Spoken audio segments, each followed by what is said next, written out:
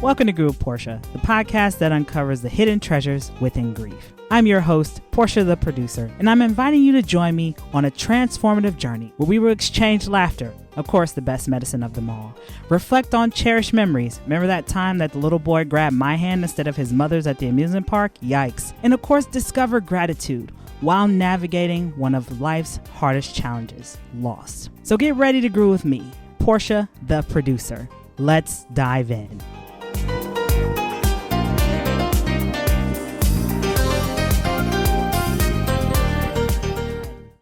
Hey listeners, welcome back to Groove with Portia. I'm your host and executive producer, Portia the producer. And before we begin these conversations, don't forget to like, share, and subscribe to keep up with the latest episodes of Groove with Portia. So today, you guys, I have the honor of being joined by an individual who I will refer to as our crossroad companion.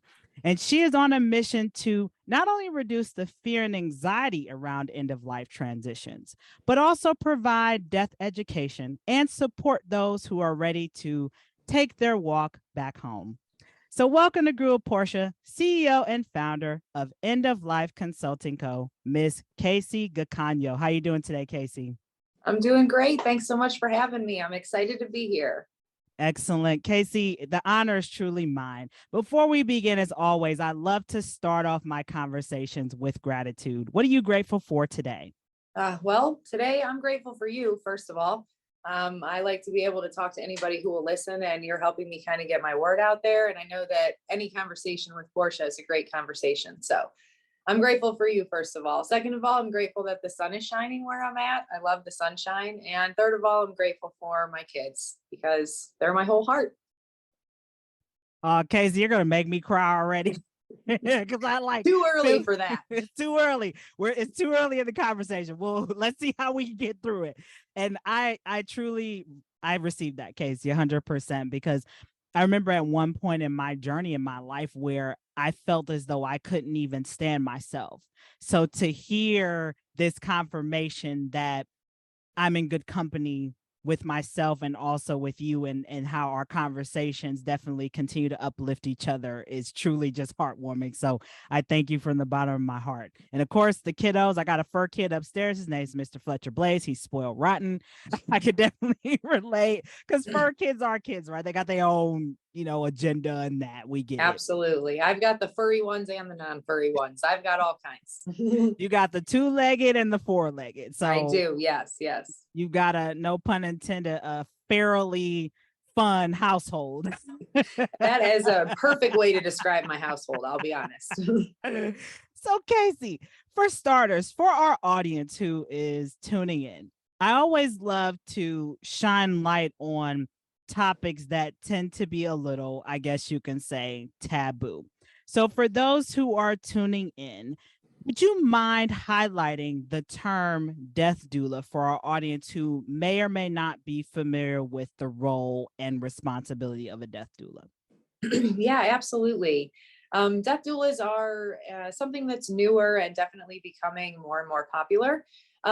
Most people have heard of a birthing doula. So a birthing doula helps somebody safely and comfortably labor into this world. A death doula does the same thing, just on the opposite end of life. So as a death doula, I help people to safely, comfortably, and calmly leave this earth, labor out of this world, if you will. That's why I love that I called it being the crossroad companion. Yep. Because really you're, in a sense, walking them back home. I am. Whatever home may be. For some, it's probably the fields of gold pastures, right? For some, it might be back into the clouds or heaven, however we depict what that back home might be. For those of us who are faith-driven, religious, that whole thing, it's heaven, right? Going back to heaven with our loved ones and whoever we knew on this physical plane that have made their physical transition before us. Right. And Kacie, for you, I got to ask this. I'm just curious. I know that you have a background in working with people who, as a nurse for a long time, for what, 12 years you've been a nurse. So you've had experience working with individuals who have made their physical transition. And so I'm curious, Kacie, what made you really step into this as a full-time passion of yours instead of, like a lot of people, they kind of get burned out and walk away from it? What made you walk to it? This is a great question as well. I noticed in my nursing career very early on that I was able to navigate the realm of death and dying a lot better than most people. And some people think that healthcare workers, nurses, doctors, they have to all be good with death because they deal with it all the time. But the fact is that they're not all good with death. Not all nurses are good with it, and not all doctors are good with it. And that's okay. We each have our strengths and our weaknesses. I was really good in the realm of death and dying.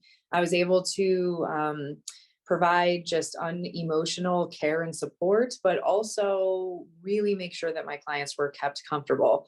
Something at the end of life, it can sometimes be a rocky road depending on, what your end of life process is.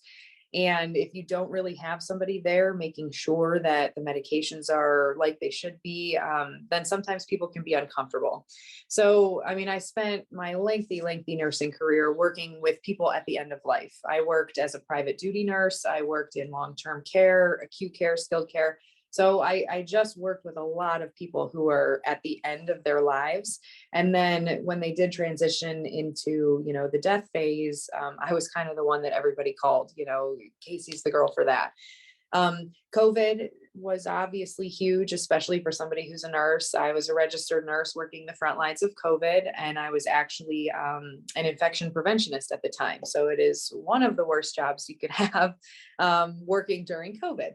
But during this time, I did see a lot of people die in a small amount of time, and their deaths, they weren't great.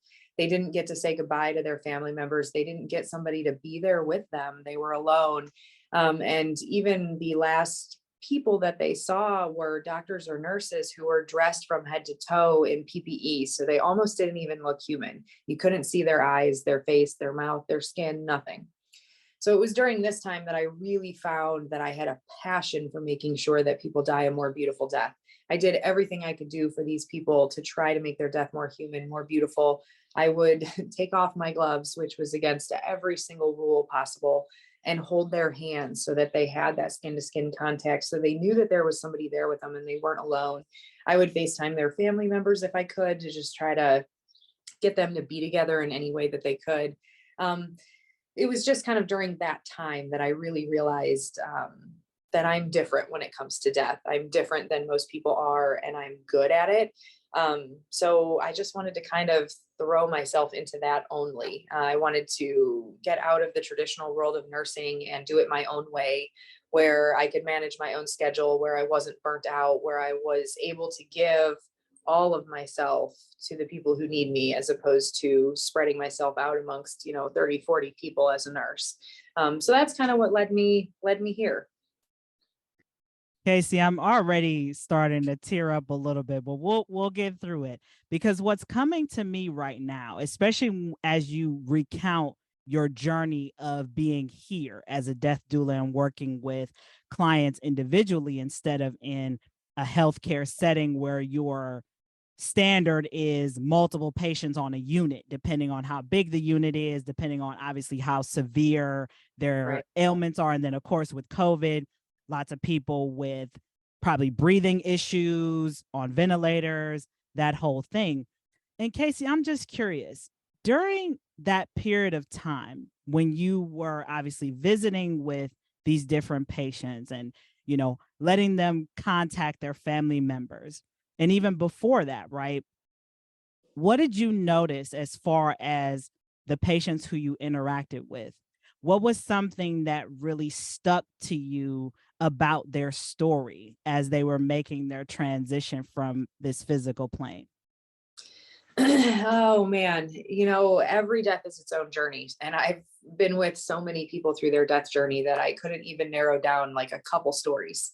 There are so many different stories from so many different people.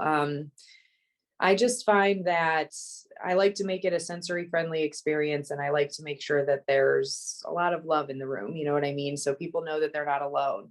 something that happens to people in their last days of life. They're not really able to move or speak or communicate or anything. They're just kind of laying there. So I like to make sure that in those last moments, even though they're not able to say, it's too bright in here, or I'm freezing, or I'm hot, or anything like that, I try to anticipate any needs that they would have during that time, so that even though they're not able to communicate with me, I'm still being sure to keep them as comfortable as possible as they make that transition.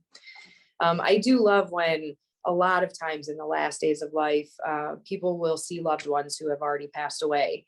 That is something that very frequently happens with almost every single person that I've been with. And I've actually even had people who didn't see family members who had passed away, but I saw pets who had passed away. So that's something that you commonly see throughout the end of life that is just, I find it magical and I love it. But yes, I hope that answers your question a little bit. It did. And Kacie, I want to, something else that's coming up to me right now is obviously you're on this journey as a crossroad companion, and you're seeing people make their physical transition on a frequency, right? It could be weekly, daily, depending on now how many clients that you're working with. I'm curious as to how do you grieve, obviously, this physical transition of someone who you've grown so close to in such a short period of time, and also if you're currently going through any type of grief in your own personal life. Okay, so two-part question. First of all, so how do I battle all of the grief with seeing all of the people die? I do build a really great rapport with all of the people that I work with. So by the time that they have passed away, it is like losing a friend. It's not like losing a client or a customer. I've grown close to not only them, but their family. So it is like losing a friend. For me, I see grief differently than other people do. Because I see beauty in things where other people aren't able to see the beauty. So, I have this friend, for instance, that I've worked with as a death doula for several months. We've grown close, we've become friends, and they eventually make their transition and they pass on. Well, everybody is really sad because they're not going to see that person anymore. But for me, internally, I just see it in such a different way. I know that because I was there with them, that their death and their passing and their crossing over was as beautiful as it could be. I know that I made it safer and more comfortable. And not only that, I know that I've helped the loved ones. So, when my people pass on, I kind of, surround their loved ones with love, of course, because that's what they would do. That's what they would want. So I just see grief a little bit differently. I do grieve in the way that I still miss these people. Absolutely. But I I focus more so on the beauty of all of it as opposed to the sadness of it. So that's kind of how I handle that type of grief. As far as grief in my own life, my grandmother passed away. It was a few years ago, so I don't want to say recently, but she was the closest person to me who's ever passed away. And she had Alzheimer's, and I was her death doula. I was there with her and my whole family through absolutely all of it. And it was just incredible, to be honest, to be able to provide that type of support to my family, and education to my family, and also to be able to be there with her in her last moments.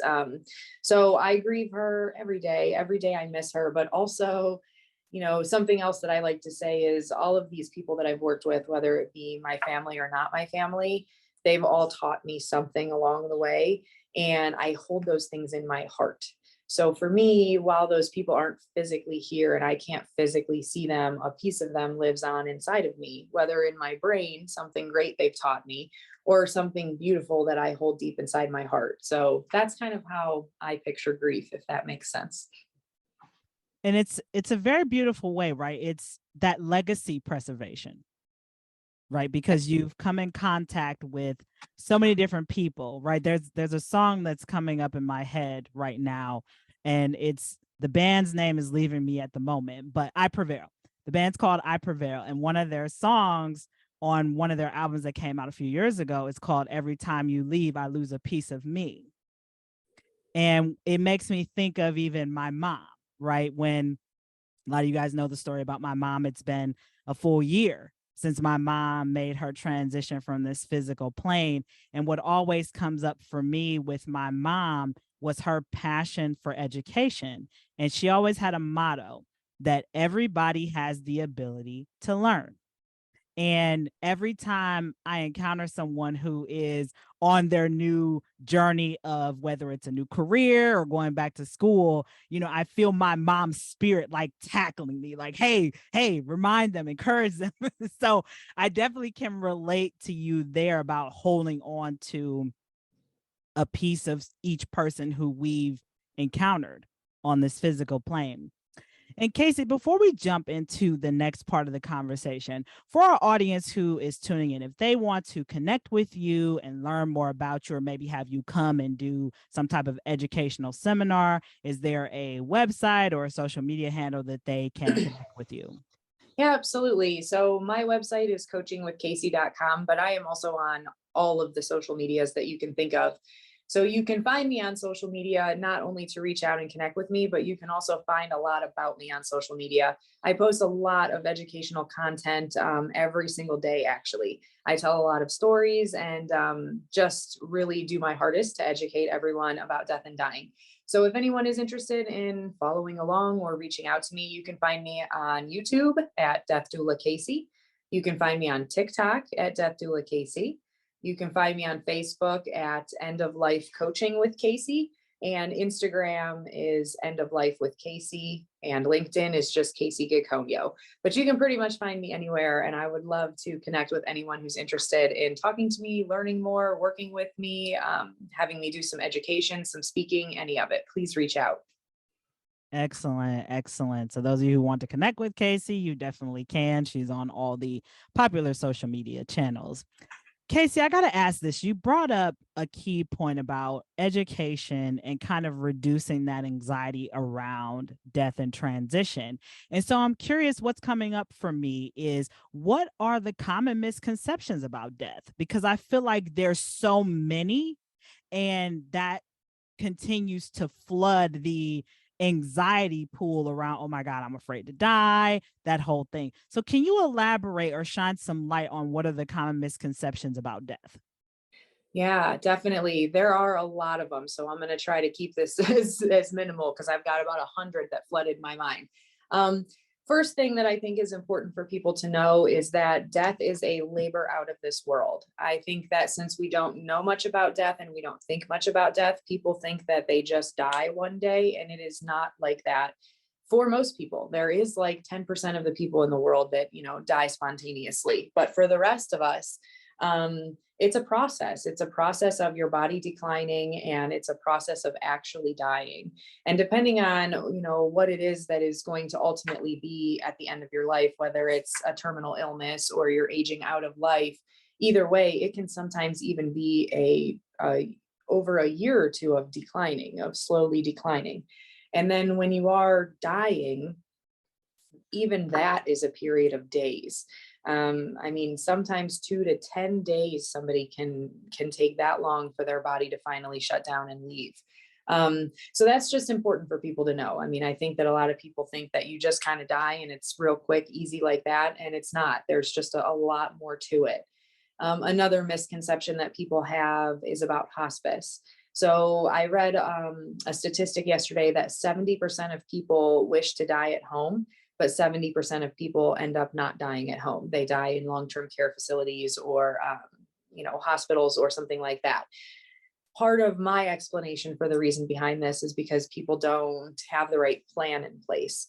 So, I mean, if somebody does want to die at home, that's absolutely something that's possible, but you have to have all your ducks in a row, not only legally, but financially. It could require a lot of care. It could cost a lot of money.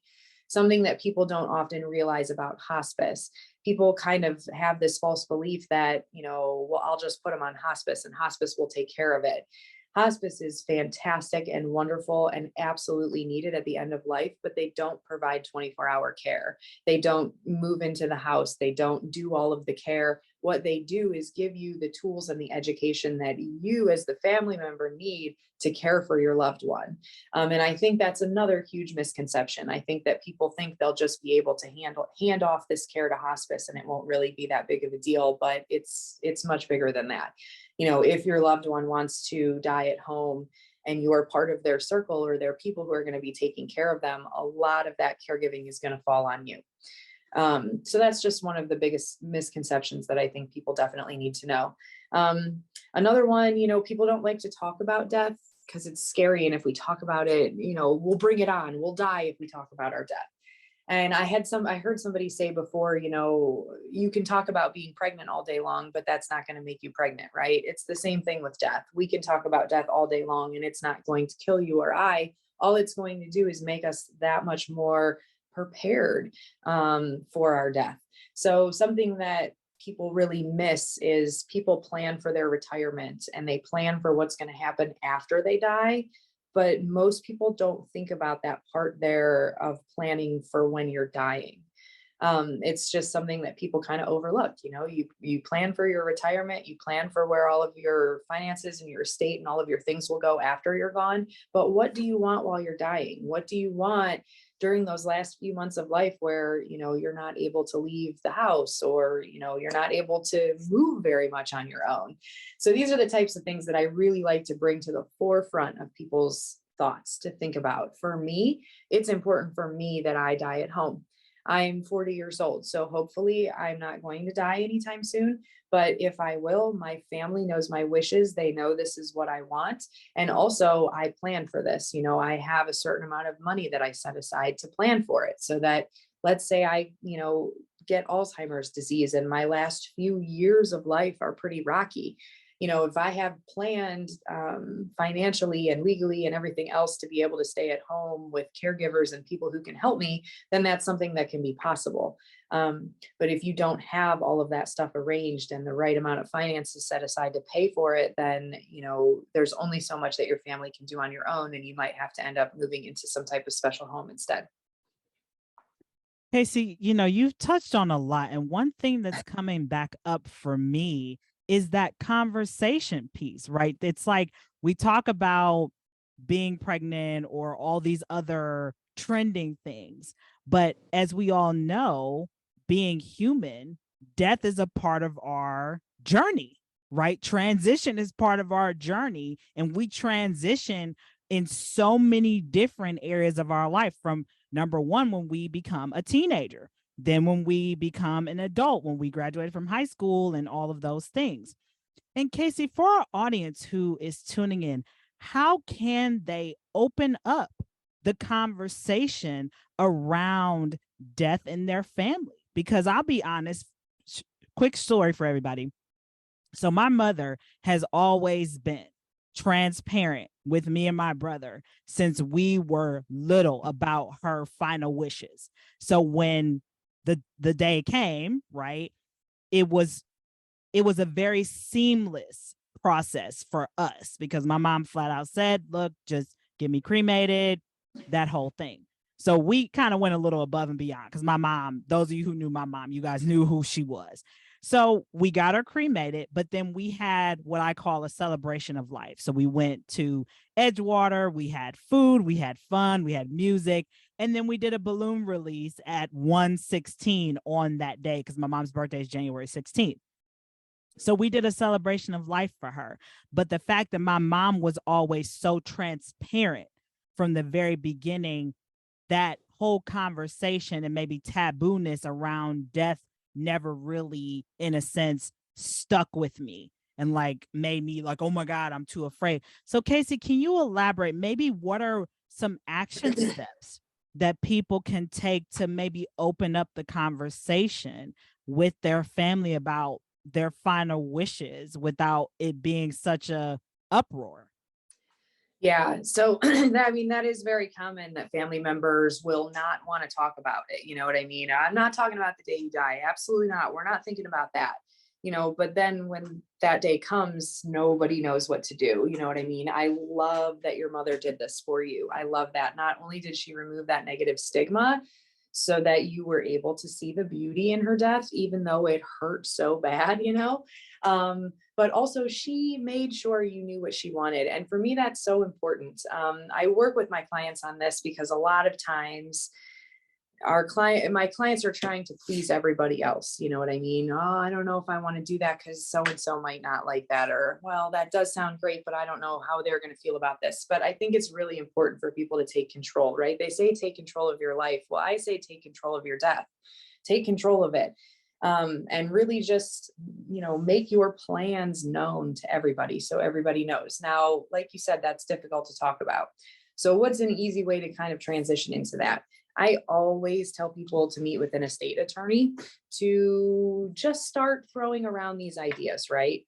I don't know why I feel like that's a little bit less scary than maybe sitting down and making your death plan, but it is for some people. An estate attorney can help guide you in all things as far as your estate, but they can also help with your paper, living will and your other paperwork if you need. For me, I like to tell people once you've sat down with your estate attorney and you've made your plans, then that's a good time to sit down with your family, right? Like it's more of a business transaction than really an emotional thing. I just want you guys to know, Dad and I sat down with so-and-so yesterday, and here's what we want. We made these plans, we made this, this person's going to be in charge if we can't speak for ourselves. It's really important to talk these things out with your kids or whoever it is you're leaving behind. Something that I like to make sure people think about is who you want to be your medical power of attorney and your financial power of attorney. Those two people can be different people. It doesn't have to be the same person. So a reason that it's important to talk about this, right? I'll give you us as a for instance. My parents, I am their medical power of attorney. I am a nurse, and obviously this is my realm. So this is where I'm supposed to be. I'm supposed to be their medical power of attorney. My brother is the numbers guy. He knows everything about finances and the money and all of that. So he's their financial power of attorney. So we're both able together to make decisions for them in the sense that they're not ever able to make decisions for themselves. But this is another reason why it's important to talk about these things, right? If you have a few different people in mind who could be your medical power of attorney, maybe it's wise to talk to them about that and see who's more receptive to it, or who thinks they would be the best at that. Some people will definitely be able to make great decisions on your behalf, but if it's a situation where it's really emotional and they're upset and they're overwhelmed, maybe they don't want that too. They don't want to have to make decisions for you when their whole world is crashing down. So I don't know that there is any easy way to kind of slip these conversations in there, but I just encourage people to do it. I really do. And a lot of times people think that they don't want to have these conversations because it'll make the people that they're talking to sad. If it's a mom and a dad, for instance, and they don't want to make their kids cry thinking about when they die. And yeah, that might be a little bit hard, but it's a lot less hard than when you die and they have no idea what to do. So, it's kind of like you got to choose your heart. It might be hard for us to have this conversation, but it needs to be done, so that you're prepared, so that we're prepared. Or do you just want them kind of floundering when they've just lost their loved one? They don't, you're probably the one they run to with questions, you know what I mean? So for me, I really, really, really stress the importance of this. And I stress the importance to everyone, right? So, people who are later in life, I absolutely stress the importance for them, but also people who are taking care of their loved ones. If you don't know what they want, you need to know. So bring it up. Maybe they're afraid to bring it up to you, but you bring it up to them. I want you to know I'm here to take care of you. I'm here on this journey, but I really want to know what your wishes are, just in case there's any way you can't speak for yourself. I know I'm doing the right thing. So that's my long answer to that question. No, and Kacie, you hit on several key points. There's really no easy way, right? But the key part is having that conversation, right? Getting the ball rolling, because I think we live in a society now where some people are here today and gone in an hour. Yeah. Right. And I think it's important to be proactive, right? We're proactive when we're ready to go get those new pair of Jordans from Finish Line when it's a release. But why are we not being more proactive when it comes to setting ourselves up for our future? Yep. Whatever that road may take. If we've got kids, if we own a business, why not have those ducks in a row before we're standing in line to get the latest pair of shoes. So I think it's kind of that shifting in priorities. Yeah. Right. Yeah.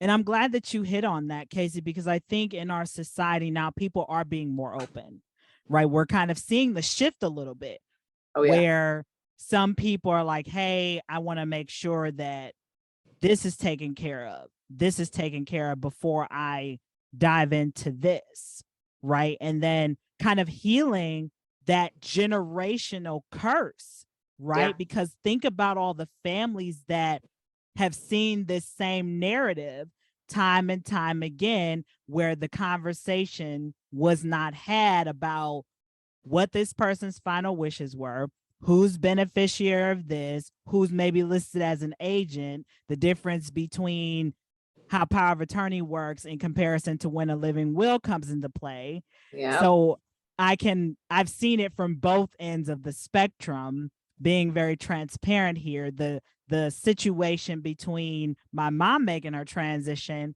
and my father making his transition was night and day.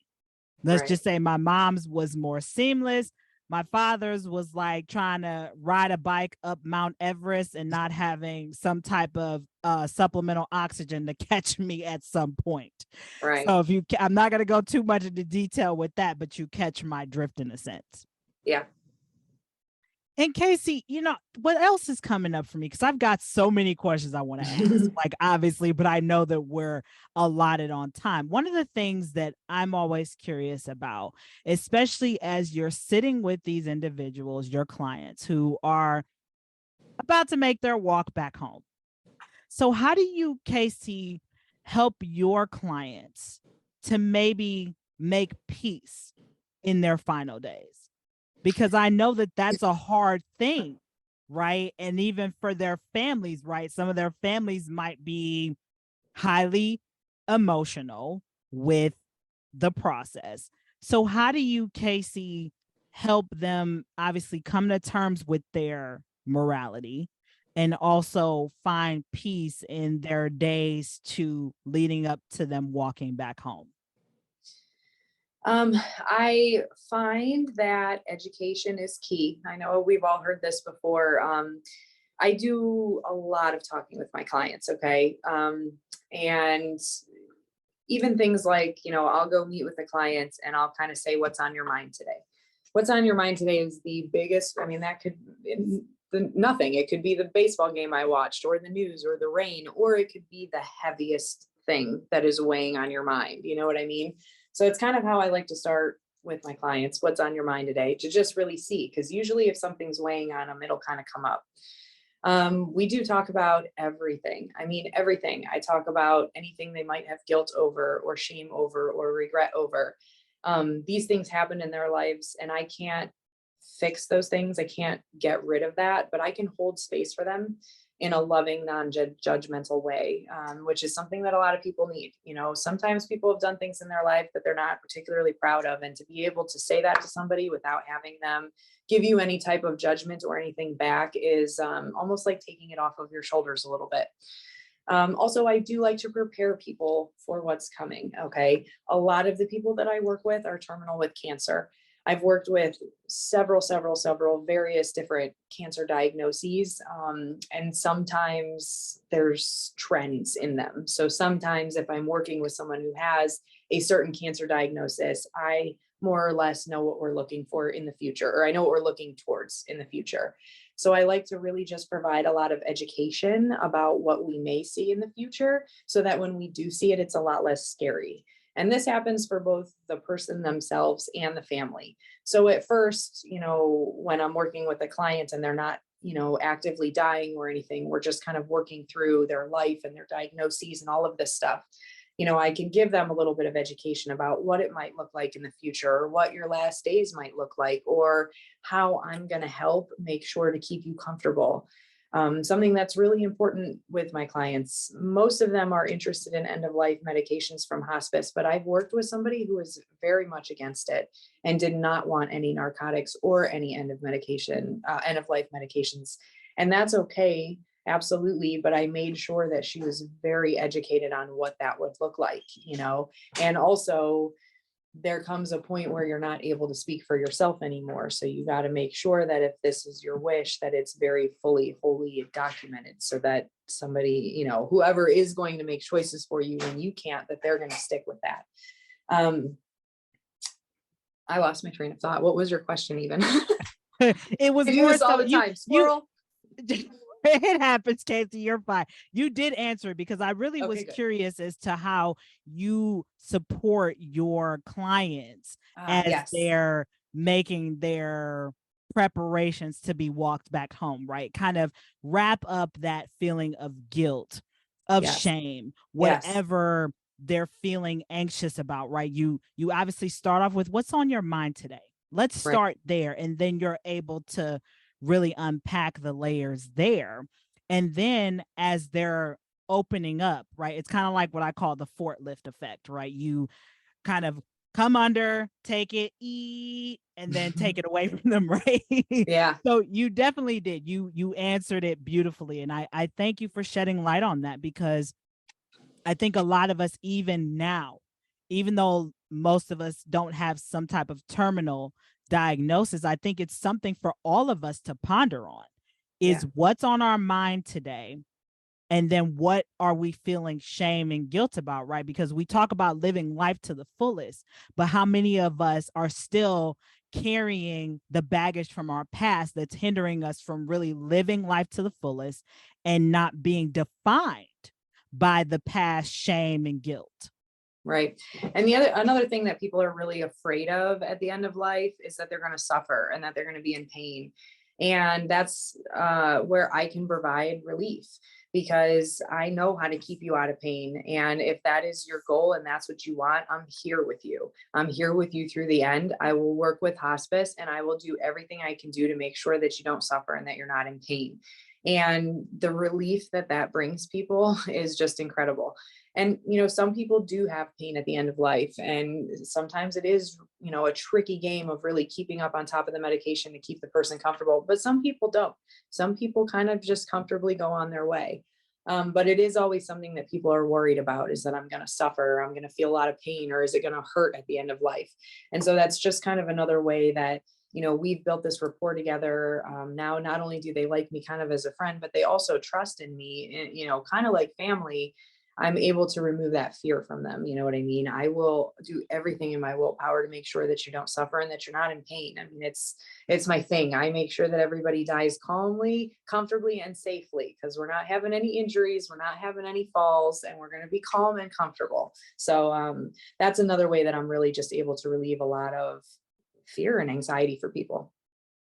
Excellent. Kacie, first and foremost, again, thank you so much for being so generous with your expertise, and also the fact that you're the same way with each of your clients, giving so much of yourself to make sure that they are being walked back home safely, wrapped beautifully, all of those great things. And I Yeah. can be honest, Kacie, for me, as my mom was making her transition, that was my biggest concern, was her being in pain. And I think I've shared this story with some people, that the day that I got the call that my mom's, and I might get emotional, I'm going to hold it, I'm going to hold it together. The day that I got the call that my mom's oxygen wouldn't go above 70, I knew then that this was my mom's transition day. This was her day of being walked back home. And I remember, Kacie, as I was making my way out the door to go up to the hospital, I said a prayer. I said a prayer to God. I said, God, if it's my mom's day to go back home, I surrender her back to you. I surrender her back, because I'm grateful for the 30 years of life that I got with her. I'm grateful for all the lessons that I've learned from her that I take each and every day. And as I got up there, I remember that fear set in for me, like, oh my God, is she in pain? Is she going to be able to interact? All of those things. And the one thing that still sticks out for me was the comfort I received throughout that whole day from my friends, my family who came up, and even with the meds. I know that I wrestled with that for a minute when my mom said, I'm opting for the morphine drip. Even though I wasn't a fan of it, I supported her. I still supported her through that journey. Even though it was hard for me, but I recognized that I was her companion. I was her companion through her transition. And to me, that is one of the best gifts and one of the most profound experiences I'll always carry with me. I'm glad you were there with her too. I know that it was more beautiful because you were there. It was beautiful. I love to call it the beautiful bitter experience, because it was truly profound. We got my mom to laugh, we got her to sing, we got her to interact, we played all her favorite music, and it was that bitter moment of, this is the last physical interaction between me and her in this way. So that was more of the bitter part, but the beauty of it was being present with her as she made her walk back home. Right. Kacie, again, I thank you from the bottom of my heart for coming on and sharing with our listeners, number one, the role of a death doula and how they not only support the families, but also the person who's making their transition. Number two, being proactive in our approach to setting ourselves up for our future, right? Where our crossroad going back home is not rocky. Right. Number three, being present in the moment and recognizing that these conversations may not be easy, but we have to be realistic and choose our heart. And Kacie, again, for our listeners who are tuning in, if they're interested again in connecting with you and learning more about you, can you share your social media with us again today? Yeah, absolutely. You can find me on Facebook, End of Life Coaching with Kacie. You can find me on YouTube at Death Doula Kacie. TikTok is also Death Doula Kacie, and Instagram is End of Life with Kacie. And I am on LinkedIn as well, just as Kacie Gikonyo. Excellent. Kacie, I always love to save this question for last. And you've left us with a pathway of information, no pun intended.